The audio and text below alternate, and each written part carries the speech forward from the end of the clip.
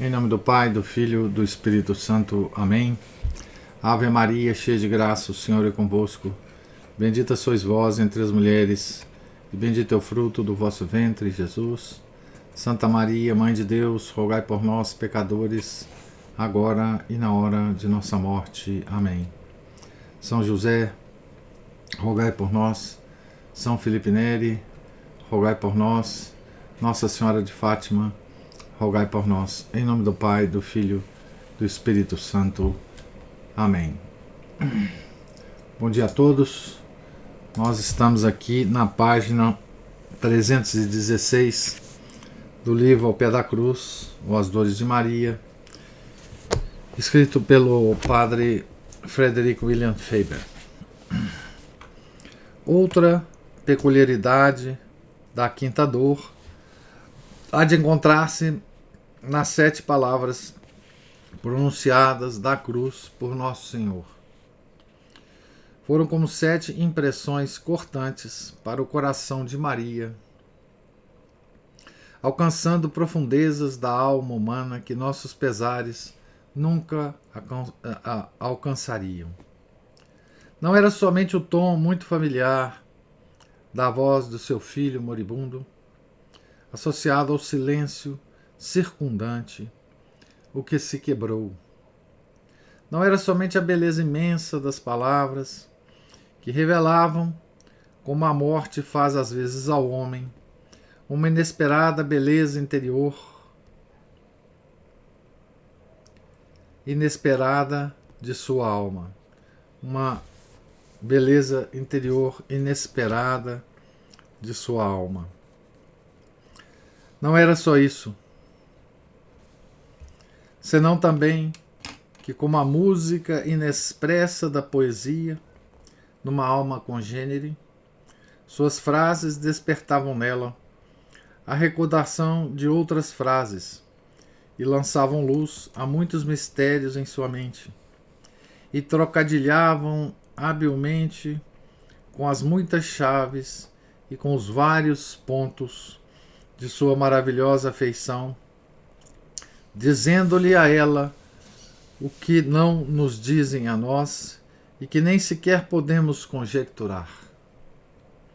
Mas eram a palavra de Deus, como diz na Epístola aos Hebreus, abre aspas, viva e eficaz e mais penetrante que toda e qualquer espada de 2 gumes, chega até a separação da alma e do espírito, das juntas e das medulas, e discerne os pensamentos e as intenções do coração.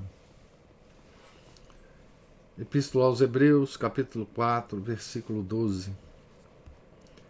Fecha aspas. Esta foi sua operação no coração de Maria, penetrando-a como o toque da trombeta que penetra o fundo de nossos ouvidos e levando com sutileza e rapidez sofrimento às cavernas de sua natureza, aonde não chegariam de outro modo. Ela era o cedro quebrado, a chama de fogo dividida, o deserto abalado de Cádiz, de que fala o Salmo 28. Abre aspas. A voz do Senhor está sobre as águas. O Deus da majestade trovejou. O Senhor está sobre muitas águas. A voz do Senhor é poderosa. A voz do Senhor é majestosa. A voz do Senhor quebra os cedros. O Senhor quebrará os cedros do Líbano. A voz do Senhor divide as chamas de fogo. A voz do Senhor abala o deserto. O Senhor agita o deserto de Cádiz. Salmo 28, né? Já falamos do paralelo entre a crucifixão e a anunciação, o qual é outra peculiaridade da quinta dor. Ela tornou-se nossa mãe precisamente quando perdeu Jesus. Era, por assim dizer, uma conclusão cerimonial dos 33 anos que passara com ele na mais íntima comunhão, e ao mesmo tempo abertura solene da vida de Maria na Igreja, da qual cada alma batizada é devedora por causa de bênçãos maiores do que pode imaginar. Na terceira dor, ele se havia dirigido a ela com uma rudeza aparente, pois seu ofício de mãe era então eclipsado pela missão de que o Pai Eterno lhe tinha incumbido. Na quinta dor, ele, por assim dizer, imerge a maternidade divina numa nova maternidade dos homens. Talvez não haja duas frases, alguma vez pronunciadas por ele, mais cheias de mistério, ou que tenham causado aflição mais profunda em sua alma, que aquela no templo e esta na cruz. São paralelas, com o amor pelas almas que Maria possuía, imensamente aumentado pelos eventos daquele mesmo dia. A maternidade dos pecadores trouxe consigo enorme aumento de aflição. As multidões que então caminhavam sem pastor sobre a terra, as multidões sempre crescentes das eras fecundas, ela recebeu-as todas em seu coração com uma iluminação sobrenatural quanto à malícia do pecado, com a mais fina percepção da situação deplorável e da miséria desemparada dos pecadores, com a clara, deve ser desamparada, né? Com a clara previsão da resistência bem-sucedida que a vontade livre faria à graça e com a mais profunda apreciação dos horrores do exílio eterno entre a escuridão e as chamas da danação. As palavras de Nosso Senhor causaram o que diziam. É sempre assim com Deus, né? As palavras causam o que elas dizem, né? Portanto, tornaram-na mãe dos homens, não por uma proclamação oficial meramente exterior, mas na realidade de seu coração. Ele abriu aí fontes de amor inesgotável. Introduziu-a a amar os homens como ele os havia amado, na medida em que seu coração podia aproximar-se do seu. Multiplicou-se, por assim dizer, nas almas dos pecadores, milhões e milhões de vezes, e deu-lhe a ela amor suficiente para todos. E que amor! Tão constante, tão ardente, tão eloquente, tão superior ao amor materno terreno, tanto em confiança e ternura, como em perseverança. E o que era este novo amor, senão uma nova capacidade para sofrer? Não podemos compreender corretamente a dor de Maria na crucifixão em nenhumas circunstâncias, simplesmente porque está acima de nossa capacidade. Mas não compreenderemos os conceitos corretos que somos capazes de alcançar, a menos que saibamos que ela se tornou nossa mãe ao pé da cruz. Não por uma mera declaração, mas por uma verdadeira criação, mediante a palavra efetiva de Deus, que naquele momento ampliou o seu coração quebrantado e o supriu de afetos novos e amplos, causando por isso um aumento imensurável de suas aflições. Foi com grande trabalho que ela passou as dores de parto em nosso nascimento. A amargura da maldição de Eva cercou sua alma inefavelmente naquela hora de nosso nascimento espiritual. Não devemos deixar de reconhecer também, entre as peculiaridades desta dor, o que ela compartilha com a quarta dor. Deixa eu só fazer uma observação aqui, né? Nesse trecho que eu acabei de ler, o padre Faber volta àquela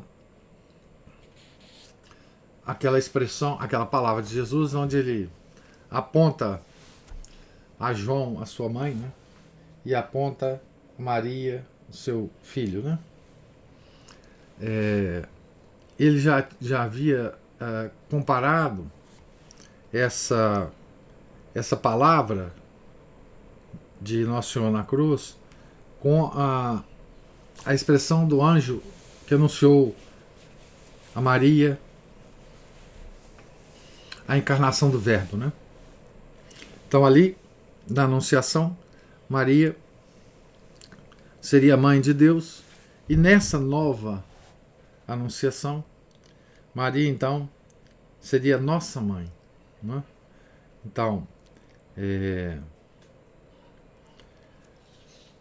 mas aqui ele chama atenção que não é essa palavra, porque palavra de Deus, não é uma simples proclamação, não é? Um simples protocolo, né? Mas é uma criação. A palavra de Deus é criadora, né? As palavras de Deus, como ele falou, causam o que dizem, né? Então, ali, ao pé da cruz, com essa palavra, né? Deus criou a nossa mãe e criou no coração de Maria o seu afeto, o afeto que ela tem por nós, né? Criou a maternidade espiritual nossa, né? Nós, então, ali nós nascemos como filhos de Maria, né? Todos nós, depois desse momento, né?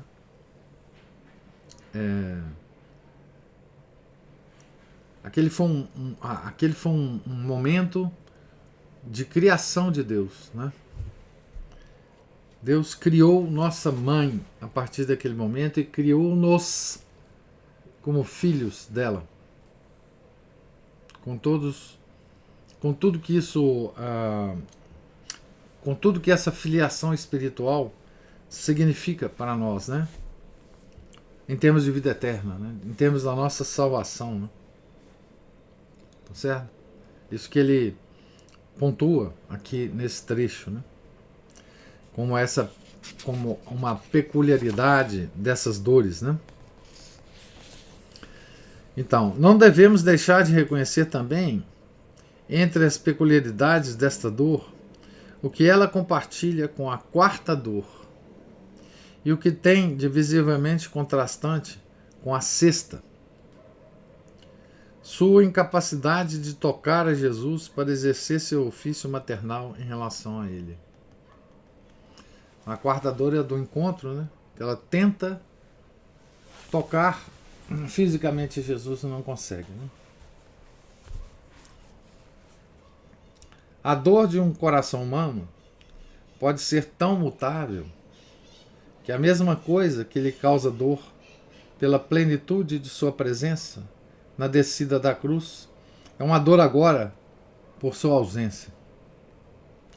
Mas os que não compreenderam desde então esta contradição prantearam pouco, muito pouco, pelo seu próprio bem. É difícil para uma mãe ficar imóvel ao lado do leito de morte de um filho. O pesar tem de mover alguma coisa. As necessidades do sofredor são a luxúria do pranteador. É preciso amaciar novamente os travesseiros, tirar o cabelo da frente dos olhos, enxugar da testa úmida as gotas da morte, umedecer continuamente os lábios enxângues, esfregar as mãos pálidas, afastar uma cortina para que entre mais ar, proteger os olhos da luz, remover as roupas que dificultam a respiração. Ainda quando é claro que o toque mais leve, o mais gentil desses serviços, é causa de dor para o sofredor. A mão da mãe não consegue refrear-se, pois seu coração está em todos os dedos. Ficar imóvel é uma desolação para sua alma. Ela pensa que não é a habilidade ou a experiência da enfermeira o que deve ditar seus movimentos, mas sim sua teimosia, pois a enfermeira não é mãe deste belo menino, e assim se rebela contra a autoridade da enfermeira, ainda que as possibilidades de ser cruel lhe refreiem as mãos. É certo que se deve retirar a espuma de sua boca, é verdade. O longo cacho de cabelos está coçando ao cair entre os olhos e dividir sua visão. É certo que se deve trazer de volta, com delicadeza, com muita delicadeza, o sangue à mão gelada. E assim ela se senta murmurante, condensada, toda a dor na imobilidade obrigatória. Pensar então quanto Maria sofreu nas 3 longas horas sobre a cruz. Existiu alguma vez leito de morte tão incômodo, tão desconfortável como aquele madeiro áspero? Existiu alguma vez postura mais torturante do que estar dependurado, com cravos nas mãos, sendo puxado mais e mais para baixo pelo peso morto do corpo? Onde estava o travesseiro para sua cabeça? Se tentasse repousar sobre o título da cruz, a coroa de espinhos empurrava-o para a frente de novo. Se prostrasse sobre o peito, não poderia alcançá-lo, e o peso despregaria o corpo dos cravos. Correntes vagarosas de sangue escorriam sobre o seu corpo ferido, fazendo-o tremer a seu toque, com irritação e desconforto muito dolorosos. O sangue lhe irritava os olhos, um líquido quase congelado.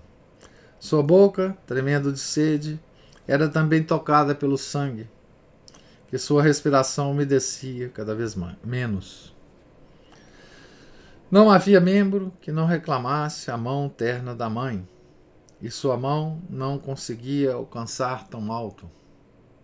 Seu toque aliviaria multidão de dores.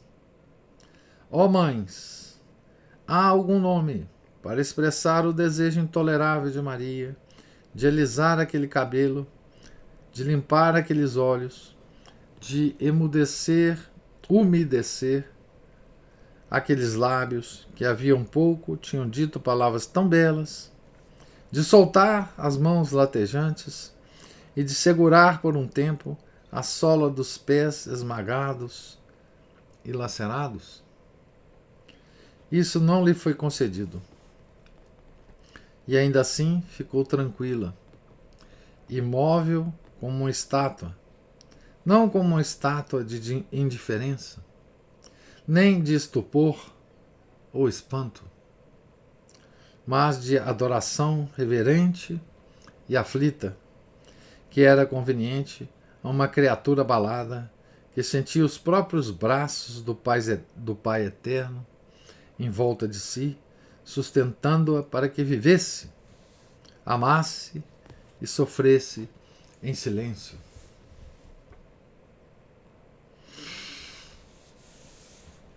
Então aqui de novo o Padre Faber faz aquela operação de nos fazer comparar, né, coisas que acontecem com as mães, digamos, normais, né, com o que aconteceu com Maria naquele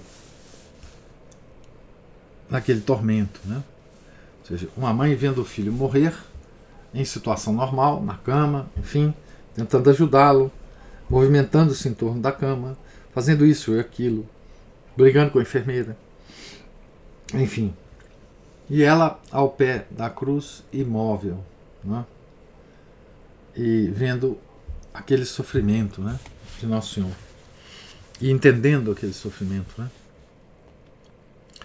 Devemos lembrar também que o abandono de Jesus pelo Pai foi para ela algo que não pode ser para nós.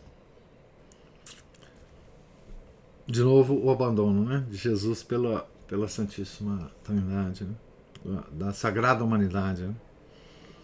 Nos mistérios religiosos, somos continuamente obrigados a tomar palavras por coisas. Falamos da geração eterna do Filho e da processão eterna do Espírito Santo, mas não conseguimos abarcar a sabedoria, a luminosidade, o amor, a ternura, o patos, se ousamos usar esta palavra que estes atos da vida divina implicam. Consequentemente, as palavras não evocam em nós uma variedade inteligível de percepções, de sentimentos e de emoções. Descobrimos-los por simples ato de amor adorante. Mas estas palavras significam mais para os teólogos que para os cristãos indoutos, mais para os santos que para os teólogos, mais para os bem-aventurados no céu que para os santos na terra. No entanto, nosso amor deve ser conforme a nosso conhecimento, e no céu é assim. Portanto, conquanto o abandono de Jesus na cruz nos encha de santo horror, contemplamo-lo, contudo, de modo confuso. Vemos que é um mistério, não o que é o mistério.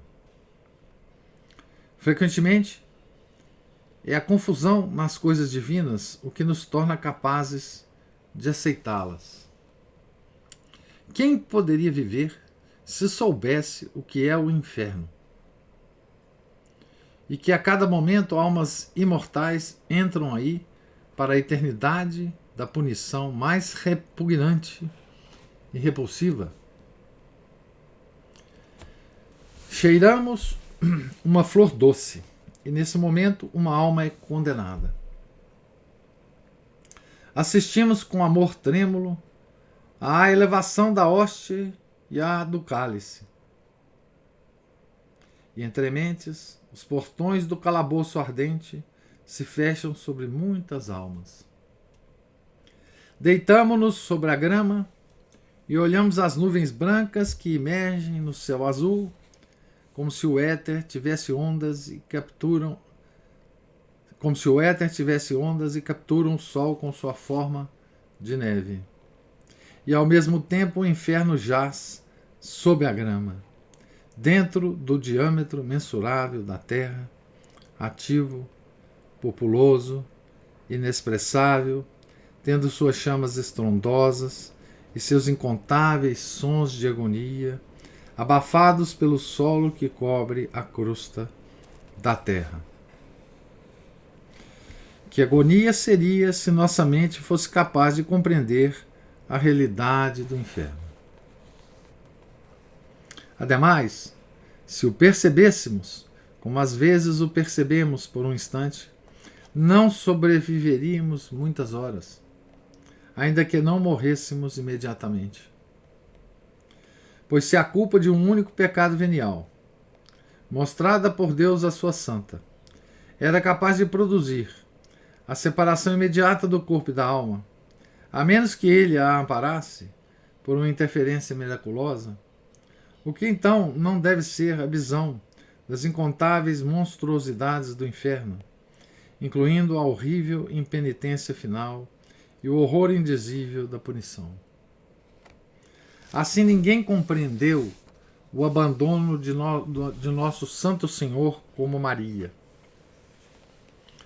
A teologia maravilhosa que estava indicada neste abandono talvez fosse clara para ela. Pelo menos ela viu aí o que ninguém mais, nem mesmo um anjo, poderia ver. Portanto, enquanto produzia nela uma variedade das mais vívidas emoções e das mais sensíveis afeições, mergulhava-a também em novas dores, por dar, de uma vez, à paixão de Jesus uma dimensão mais terrível.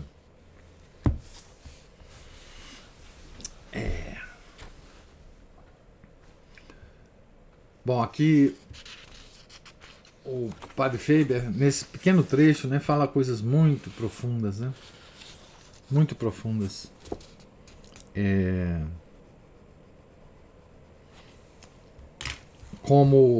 E dá uma dica muito interessante para nós. Ele nos chama aqui, né, de cristãos indoutos. Ou seja, nós não somos teólogos, né? Nós não somos doutos, né? Somos cristãos indoutos.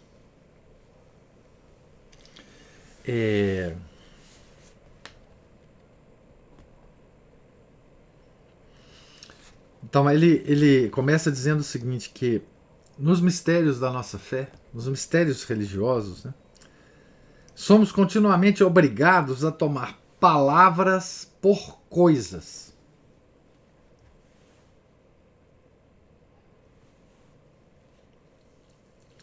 O que não é uma coisa boa a gente fazer sempre, né?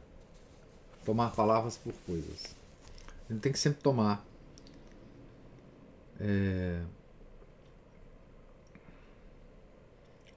as palavras pelos significados que elas têm e ligá-las às coisas, né? Mas não ligá-las diretamente às coisas. Mas Padre Faber fala que não é assim com os mistérios, né? Então aí ele vai dar exemplo de mistérios, né?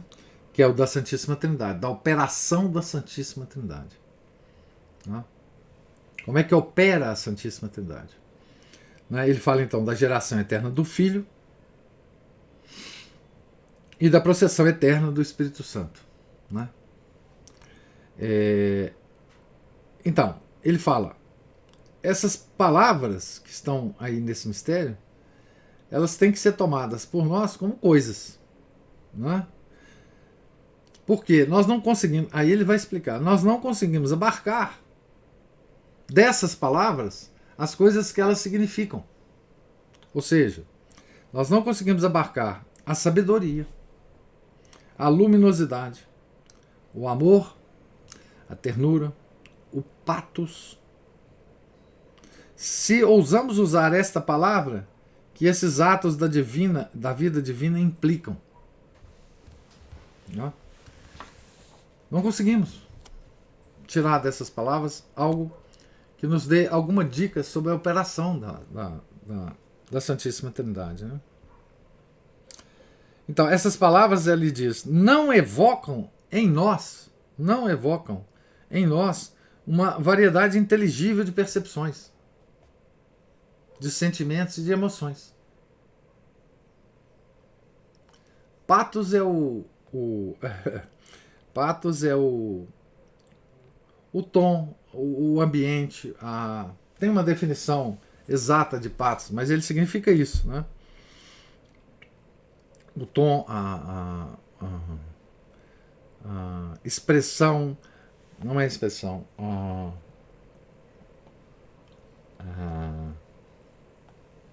eu vou pegar depois uma definição exata de patos, a palavra exata para traduzir. Patos é uma palavra grega, né? Consequentemente, as palavras não evocam em nós uma variedade inteligível de percepções, como outras palavras, né? De sentimentos e de emoções. Descobrimos-los, isso que ele acabou de falar, por simples ato de amor adorante.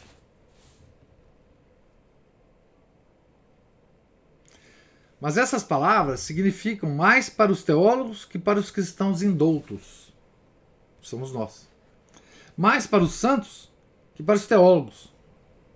Mais para os bem-aventurados no céu do que para os santos na terra. Então há uma gradação de compreensão dessas palavras, né? À medida que você vai subindo na vida espiritual, né? E na história da salvação. Aí ele diz uma coisa das mais interessantes aqui para nós, que é uma grande lição, né? Ele diz assim: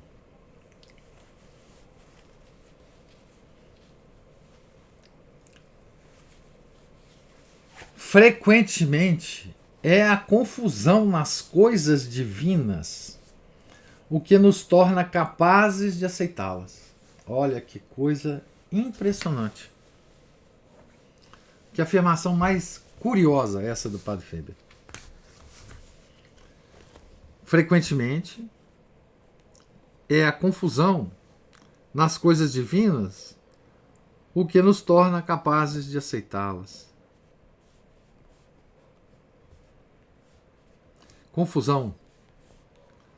A não percepção clara, né? Então, e aí ele vai dar um exemplo. Se a gente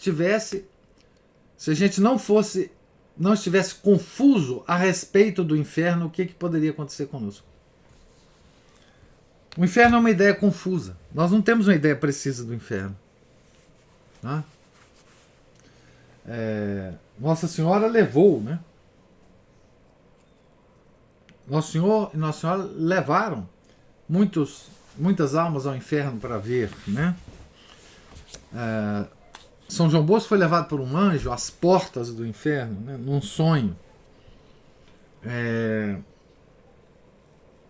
Mas de um modo geral, mas mesmo isto não deu uma ideia clara para os... Ou pelo menos eles não tiveram capacidade de descrever o inferno de forma clara para que nós o compreendêssemos, né? Santa Teresa, por exemplo, tenta nos descrever, né, o inferno, mas falta palavras, né? Então aí ele vai falar o seguinte, né? Que essa confusão ela age a nosso favor. A confusão nas coisas divinas, não é? Porque mesmo não sabendo exatamente o que é o inferno, nós conseguimos, através da nossa fé, conviver com a ideia do inferno tranquilamente. Então, ele com relação ao inferno, ele dá vários exemplos aqui, é uma coisa impressionante, né? Se a gente percebesse a realidade do inferno e a realidade do pecado que leva as pessoas para o inferno, então ele diz assim: veja, enquanto a gente cheira uma flor, sente o perfume da flor, nesse momento que a gente está sentindo o perfume da flor, uma alma é condenada. Né? No momento da consagração, você está assistindo uma missa. No momento da consagração, da elevação da hóstia e do cálice,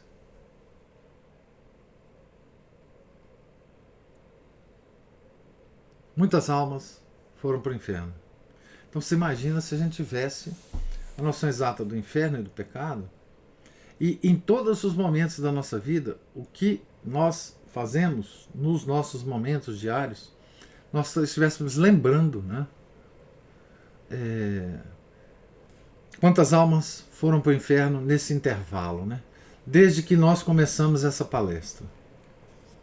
Quantas almas já chegaram no inferno, né?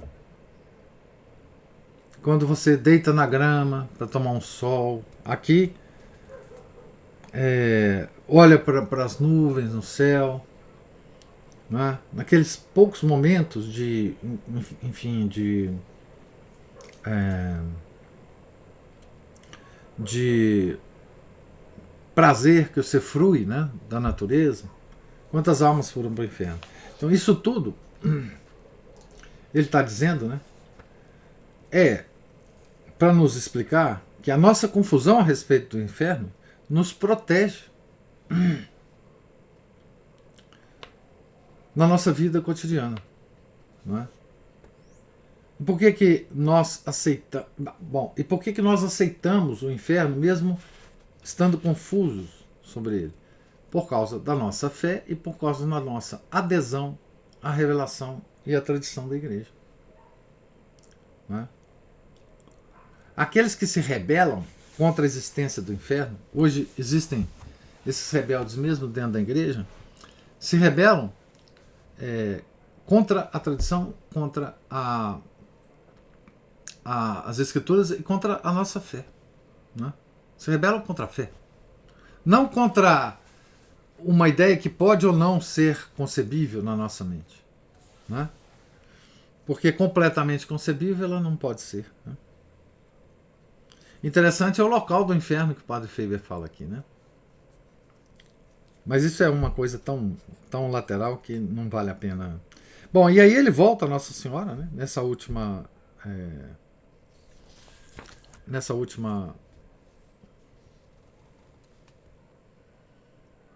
último trechinho, dizendo o seguinte: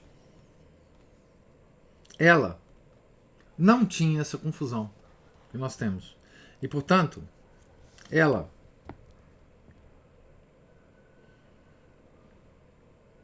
sentia,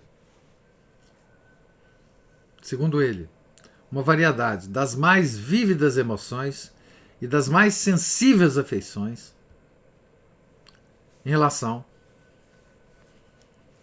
à paixão de Jesus. Né?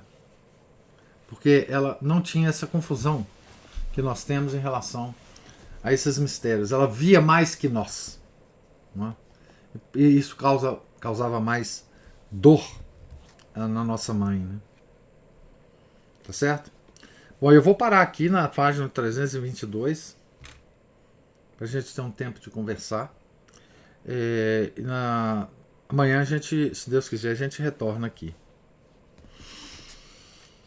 Então, se tiver alguma comentário, por favor,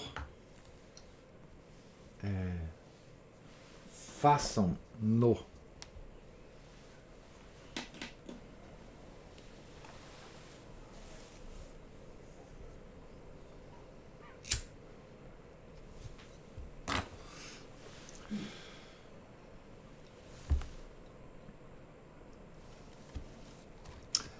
Então, parece que não tem comentário.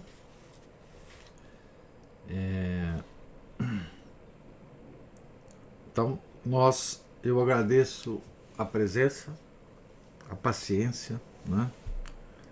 Vocês me ouvirem aqui. Tenham todos um santo dia.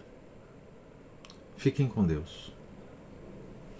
Em nome do Pai, do Filho, do Espírito Santo. Amém. Ave Maria, cheia de graça, o Senhor é convosco. Bendita sois vós entre as mulheres, e bendito é o fruto do vosso ventre, Jesus. Santa Maria, Mãe de Deus, rogai por nós, pecadores, agora e na hora de nossa morte. Amém. São José, rogai por nós. São Felipe Neri, rogai por nós. Nossa Senhora de Fátima, rogai por nós. Em nome do Pai, do Filho, do Espírito Santo. Amém.